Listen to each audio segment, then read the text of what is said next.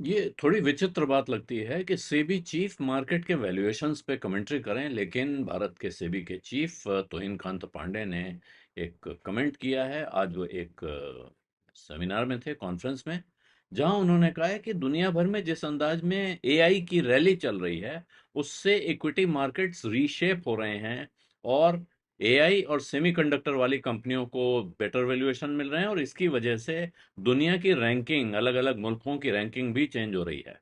और उनका कहना है कि इसमें बहुत फेवरेट जो कंपनियां हैं जिनमें इन्वेस्ट किया जा रहा है, वो या तो डायरेक्टली एआई करने वाली कंपनियां हैं या एआई का हार्डवेयर बनाने वाली कंपनियां हैं। तो इनडायरेक्टली या डायरेक्टली जुड़ी हुई हैं। एक, जबकि ये केयर एज की डेट मार्केट समिट थी जहां वो बोल रहे हैं, तो उन्होंने कहा अब या तो वो सीधे एआई में इन्वेस्ट कर रहे हैं इन्वेस्टर्स, और ये चिप्स, मेमोरीज या ऐसी चीजों में, इलेक्ट्रॉनिक्स के उन हिस्सों में इन्वेस्ट कर रहे हैं जो एआई का हार्ड इंफ्रास्ट्रक्चर बनाने के लिए इस्तेमाल होती हैं। और शायद इसी वजह से दुनिया के जो मार्केट वैल्यूएशंस हैं वो चेंज हो रहे हैं, जहां कुछ देशों में, कुछ इलाकों में, वो उसको जुरिस्डिक्शन उन्होंने कहा है, लेकिन इसका अर्थ है कुछ देशों में वैल्यूएशंस बहुत तेजी से बढ़ रहे हैं और वहां बहुत अप्रत्याशित एक्सेप्शनल इन्वेस्टर इंटरेस्ट दिखाई पड़ रहा है।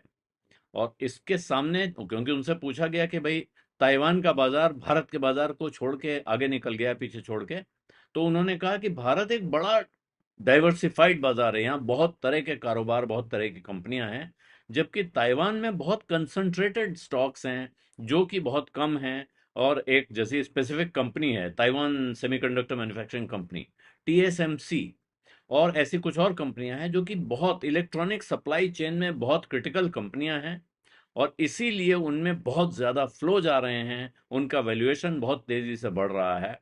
तो ये कोई ऐसी चीज़ नहीं है। और उन्होंने ये बात साफ की कि इस पे कोई ज़रूरी नहीं कि वो इस पे टिप्पणी करें। ये शेयर बाज़ार में इस तरह की चीज़ें चलती रहती हैं। लेकिन ये जिस चीज़ की तरफ उन्होंने इशारा किया, या जिस बात की तरफ उनसे तवज्जो देने को कहा गया या उनसे सवाल पूछा गया, वो उसकी वजह ये है कि बाज़ार में बड़ा भारी शिफ्ट चल रहा है। आप कंट्री लेवल पे देखें तो जबरदस्त शिफ्ट चल रहा है। भारत से विदेशी निवेशक 24 अरब डॉलर निकाल चुके हैं भारत के बाजार से इस साल में, और वजह यही एआई बूम है।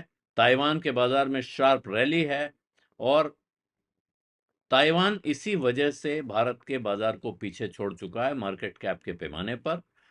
दुनिया का पांचवां सबसे बड़ा शेयर बाजार मार्केट कैप के लिहाज से अब ताइवान है। और उधर अब अगला चैलेंजर खड़ा हो रहा है साथ में, वो है साउथ कोरिया। ये जो एआई से लीड हो रही है, एआई ड्रिवन एक स्ट्रक्चरल रोटेशन चल रहा है, इसकी वजह से इमर्जिंग मार्केट्स का स्टैकिंग ऑर्डर चेंज हो रहा है, बिल्कुल साफ है। और इसमें भारत की तरफ से पैसा पूर्वी एशिया की, ईस्ट एशिया की टेक्नोलॉजी मैन्युफैक्चरिंग वाले देशों की तरफ, उन हब्स की तरफ भाग रहा है। तो ये जो दुनिया भर के फंड्स ने 24 अरब डॉलर भारत के बाजार से निकाला है, कहाँ जा रहा है? तो वो सब एआई बूम को चेज कर रहे हैं, जिसने अभी ताइवान, उसी की वजह से ताइवान पांचवें नंबर पे पहुंच गया है। और अब ऐसे आसार दिख रहे हैं कि साउथ कोरिया अगला पावर हाउस बनने जा रहा है एआई के भरोसे, और मुंबई को, यानी भारत के शेयर बाजार को, इंडियन स्टॉक मार्केट को चुनौती दे रहा है। क्योंकि अब दुनिया भर के ब्रोकरेजेस, बड़े पैमाने, जो बड़े ब्रोकरेजेस हैं, इंटरनेशनल फर्म्स हैं, वो सोल को, यानी साउथ कोरिया की राजधानी के बाजार को अपग्रेड करते जा रहे हैं, साथ में चेतावनी दे रहे हैं कि भारत का कोई डायरेक्ट टेक हार्डवेयर एक्सपोजर नहीं है इस कारोबार में। और ये बड़ी चिंता की बात है, खतरे की घंटी मान सकते हैं इसको, क्योंकि इसी वजह से उनका कहना है कि आने वाले कई सालों तक भारत में अब विदेशी निवेश का जो रफ्तार है, या जो इनफ्लो कहिए, विदेशी पैसे के आने का सिलसिला है, वो बहुत हल्का रहने वाला है, म्यूटेड रहने वाला है। ये बड़ी चिंता की बात है। और ब्लूमबर्ग ने डेटा कंपाइल किया है जो दिखा रहा है कि ताइवान का मार्केट कैप इस सोमवार को 4.95 ट्रिलियन डॉलर, 4,95,000 करोड़ डॉलर हो चुका है, जबकि भारत के बाजार की वैल्यू 4,92,000 ट्रिलियन रह गई है, गिरकर 4.92 ट्रिलियन डॉलर, 4,92,000 करोड़ डॉलर। और इसकी वजह, ताइवान में इस साल 49% रैली हुई है, खास तौर पे टीएसएमसी के शेयरों में, तो ताइवान अब सिर्फ अमेरिका, चाइना, जापान और हांगकांग से पीछे है। और इस बीच भारत का जो इंडेक्स है वो 8% गिरा हुआ है। ये पहली बार लगभग 10 साल के रिकॉर्ड तेजी के रिकॉर्ड के बाद ये पहली बार ऐसा लग रहा है कि एनुअल ड्रॉप की तरफ बढ़ रहा है भारत, जहां साल में इजाफे के बजाय नुकसान के साथ इंडेक्स बंद हो सकता है। और एमएससीआई इमर्जिंग मार्केट इंडेक्स में भारत का वेटेज पिछले साल के 19% से गिरकर करीब 12% रह गया है। और ये अब जानकारों का कहना है ताइवान का जो राइजिंग मार्केट कैप है, यहाँ जो मार्केट कैप बढ़ रहा है तेजी से, ये मोटे तौर पे दिखा रहा है कि टेक्नोलॉजी हार्डवेयर के कारोबार में उसका कितना जबरदस्त दबदबा है, कैसा कंसंट्रेशन है। और वही इस वक्त दुनिया भर में सबसे बड़ा इन्वेस्टमेंट थीम है, एआई की इन्वेस्टमेंट साइकिल है, वहीं लोग पैसा लगा रहे हैं, ये विदेशी जानकारों का कहना है। और जिन बाजारों में उनका कहना है जिन बाजारों में टेक्नोलॉजी हार्डवेयर कम है, उनका एक्सपोजर कम है, वो इस वक्त दबाव में हैं। और जिन बाजारों में ये ज्यादा है, वो एडवांटेज ले रहे हैं, जिसमें खास तौर पे ताइवान और साउथ कोरिया दोनों शामिल हैं। तो ताइवान पिछले कुछ समय में, बिल्कुल अगर ताइवान की पूरी कहानी देखें तो वो एक कंपनी की कहानी है, ताइवान सेमीकंडक्टर मैन्युफैक्चरिंग कंपनी, जिसको टीएसएमसी के नाम से आप जानते हैं। ये सेमीकंडक्टर माइक्रोचिप बनाने वाली दुनिया की सबसे बड़ी कंपनी है। और ये ताइवान के बाजार में, उसके इंडेक्स में 42% की हिस्सेदारी रखती है, और इसके शेयर इस साल 49% बढ़े हैं। तो उसके सेमीकंडक्टर्स ने पूरी दुनिया में एआई सप्लाई चेन में एक जबरदस्त पोजीशन हासिल की हुई है, उसका जबरदस्त दबदबा है। और अब नए नियम कानून जो बनते जा रहे हैं, उससे टीएसएमसी का दबदबा और बढ़ता जा रहा है, इसकी पकड़ इस बाजार पे और मजबूत हो रही है। ताइवान के फाइनेंशियल रेगुलेटर ने पिछले महीने ही वो लिमिट बढ़ा दी है कि किसी एक कंपनी में वहां के म्यूचुअल फंड्स, जो डोमेस्टिक फंड्स हैं, वो कितना शेयर रख सकते हैं। तो उन्होंने 10% था, किसी एक कंपनी में आप अपने टोटल एसेट्स का 10% लगा सकते हैं, उन्होंने उसे बढ़ा के 25% कर दिया है। और जाहिर है इस वक्त सब एक ही कंपनी खरीदना चाहते हैं, तो अब उनके पास करीब करीब 150% का एक नया लीवे आ गया है कि वो और इसमें पैसा डाल सकते हैं। इस वक्त जेपी मॉर्गन का एस्टिमेट्स है इसमें कि इस वजह से सिर्फ ताइवान में $6 अरब का एडिशनल इनफ्लो आ सकता है। और उधर दूसरा बड़ा बेनिफिशियरी इस कारोबार का है साउथ कोरिया, दक्षिण कोरिया। नोमुरा ने अपना 2026 का कॉस्पी का टारगेट, जो कोरिया का स्टॉक मार्केट इंडेक्स है कॉस्पी, उसका टारगेट उन्होंने 10,000 से 11,000 कर दिया। जो 7,500 से 8,000 उनका पिछला अनुमान था, वहां से उन्होंने एकदम जबरदस्त तरीके से बढ़ाया है और उसको कर दिया 10 से 11,000। और उनका कहना है कि अब एक कमोडिटी मेमोरी और high bandwidth memory super cycle शुरू हो रहा है। इसको वो एक सुपर साइकिल बोल रहे हैं, जहां मेमोरी मतलब जो मेमोरी के हार्डवेयर इस्तेमाल होते हैं, रैम है, चिप्स हैं, जो भी चीज़ें, हार्ड ड्राइव हैं, इन चीज़ों और उसके साथ हाई बैंडविड्थ की मेमोरी, तो वो फिर माइक्रोचिप पे जाता है। उनका कहना है कि एआई ड्रिवन अर्निंग्स जो हैं, वो कोरियन कंपनियों के लिए 2026 में 200% सीएजीआर, 200% की ग्रोथ ईयर ऑन ईयर दिखा देंगी। पिछले साल के मुकाबले 200% ज्यादा फायदा दिखेगा, दोगुना दिखेगा। तो ये, और इसके बाद उनको लगता है 2027 में ये 29% का ग्रोथ इसके ऊपर होगा।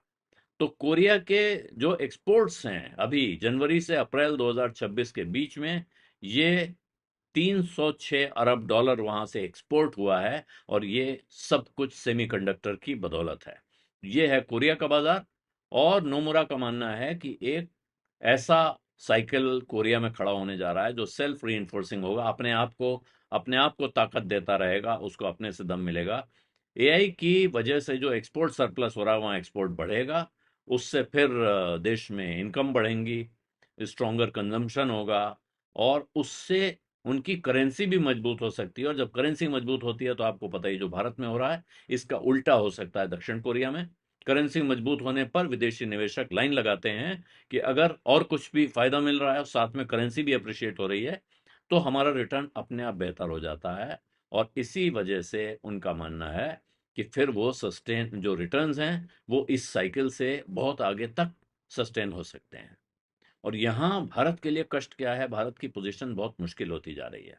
इधर कोटक की एक एनालिसिस है जिसके हिसाब से बहुत उनका कहना है कि भारत का बहुत नेगेटिव एक्सपोजर है एआई और सेमीकंडक्टर साइकिल में, और जिसकी वजह से उनको लगता है कि आने वाले 1 से 3 साल तक अभी ऐसा ही रह सकता है। और इसी वजह से विदेशी निवेशक जो फॉरेन पोर्टफोलियो इन्वेस्टर्स हैं, वो दूर रहेंगे। और आने वाले साल में, इस साल जो फाइनेंशियल ईयर है, इसमें अगर रिलेटिव अर्निंग ग्रोथ भी कमजोर रहती है और साथ में कमोडिटी साइकिल्स में नेगेटिव एक्सपोजर होता है, खास तौर पे क्रूड ऑयल और नेचुरल गैस, तो कष्ट और बढ़ता जाएगा। और जो भारत के बाजारों से बड़े पैमाने पे विदेशी निवेशकों का पैसा निकल गया है, साथ में अर्निंग्स ग्रोथ की भी कमजोरी हो रही है, तो ये सारा मिल के एक कष्ट का माहौल बनाता है, मुश्किल का माहौल खड़ा करता है। और यही इसी तरह का विचार एलारा का भी है। उनका कहना है कि वही अर्निंग्स क्वालिटी, एआई साइकिल से बाहर रहने का कष्ट और कमोडिटी के प्रति सेंसिटिविटी, यानी कच्चे तेल के दाम से जो हमारी पूरी इकोनॉमी को बुखार आता है, ये सब मिलकर अब ये कोई मौसमी चीज नहीं रह गई है, अब एक स्ट्रक्चरल परेशानी के तौर पे तीनों चीजें सामने आ रही हैं। भारत का वेट एमएससीआई के इमर्जिंग मार्केट इंडेक्स में पहले ही गिरा हुआ है, जिसकी वजह से दिखता है कि एक, भारत का अंडर परफॉर्मेंस है, और दूसरा, जो लोग इस इंडेक्स के आधार पे पैसा लगाते हैं, इंटरनेशनल इन्वेस्टर, तो उनका रिएलोकेशन अपने आप हो जाता है कि अब अगर वो 19 के बजाय 12 रह गया है, तो अब वो 12% यहाँ लगाएंगे और ज्यादा वहां लगाएंगे, जिसका वेटेज बढ़ रहा है। तो ऐसे में कष्ट है। और ये कष्ट अगर आप भारत के अंदर देख लें, विदेशी का तो ये है कि माल बेचा, निकल गए, दूसरा बाजार देखा। लेकिन भारतीय लोगों के लिए भी कष्ट ये है कि वैल्यूएशन बढ़े हुए हैं, मजबूत, ऊंचे दिख रहे हैं, रुपया कमजोर होता जा रहा है, एनर्जी की कॉस्ट बढ़ी हुई है, कच्चे तेल का दाम बढ़ने की वजह से, इंपोर्टेड गैस का दाम बढ़ने की वजह से, और इस सबसे महंगाई की आशंका बढ़ती है। और कॉरपोरेट अर्निंग्स में अगर रफ्तार नहीं है तेजी की, तो फिर ये सब मिलकर ऐसा माहौल बनाते हैं जिसमें कि वो विदेशी पैसा, वो एफपीआई का इन्वेस्टमेंट लौटने के आसार नहीं दिखते हैं, जो इस वक्त यहाँ से खिसक के पहले ही उन बाजारों की तरफ तेजी से भाग रहा है, जो बाजार सेमीकंडक्टर के लिहाज से बहुत अच्छा इन्वेस्टमेंट डेस्टिनेशन दिख रहे हैं। बिजअड्डा में आज इतना ही है। इजाजत दीजिए। धन्यवाद। नमस्कार।